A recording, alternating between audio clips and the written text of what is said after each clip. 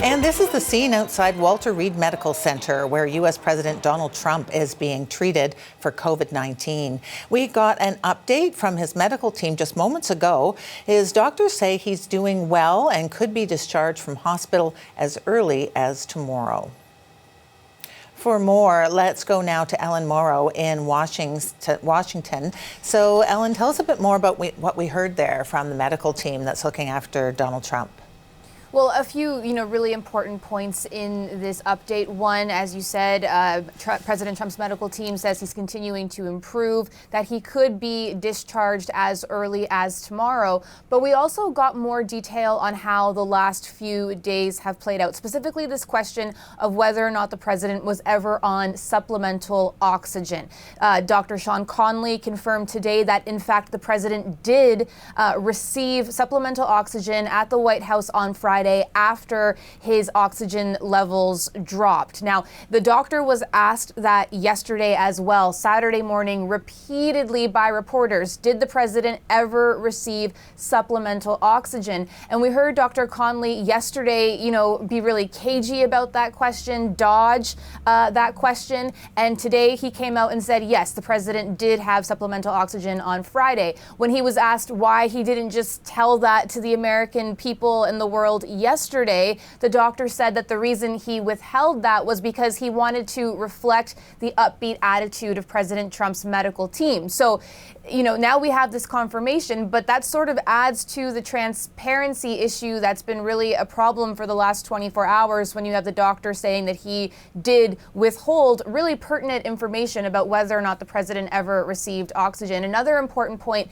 from the briefing is they were asked about the president's lung function, whether there'd been any lung scans. Dr. Conley said that there were scans and there were expected findings in the president's lungs, but he wouldn't go into any further detail on what that means. So, there still are these questions. There is this issue of how much information is actually coming out. But as you said, the president's condition, his doctors say, is improving, and he could be discharged as early as tomorrow. Details there than we did yesterday in terms of what was really going on behind the scenes. But where does this leave things, Alan, in terms of the campaign and the next few weeks? Well, there are so many questions up in the air. President Trump, how soon could he be campaigning again, even if he were to be discharged tomorrow? He's still just in the early part of this illness, so huge question marks there. We know the Trump campaign is trying to push ahead as much as it possibly can.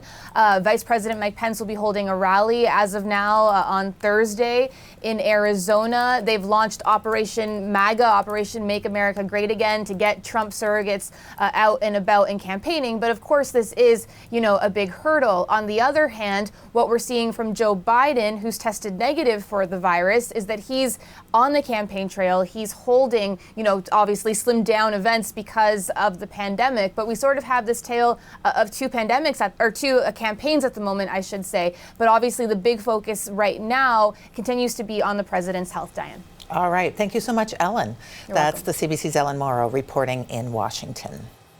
For more on what we just heard from the president's team of doctors, Dr. Isaac Bogoch is an infectious diseases specialist at Toronto General Hospital, and he joins us now from Toronto. So, Dr. Bogoch, you were watching the medical team there that's treating the president, giving their update, a little more information of what's going on. What did you pick up as the main points from that briefing?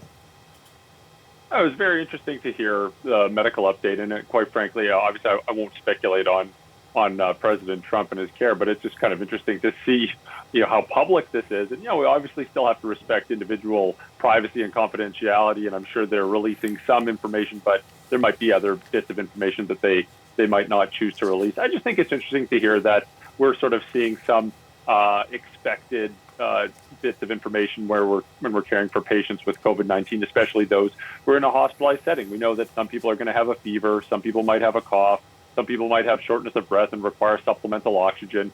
And of course, people can take varying courses in a hospitalized setting. Some people will recover on more quickly, and sadly, some people might deteriorate. And quite frankly, it's very hard to know who's going to take which direction, and sometimes it takes a couple of days for people to declare themselves which direction they take. But no matter what, when people come into hospital, obviously we use medications to abate the fever. We provide people with supplemental oxygen if need be.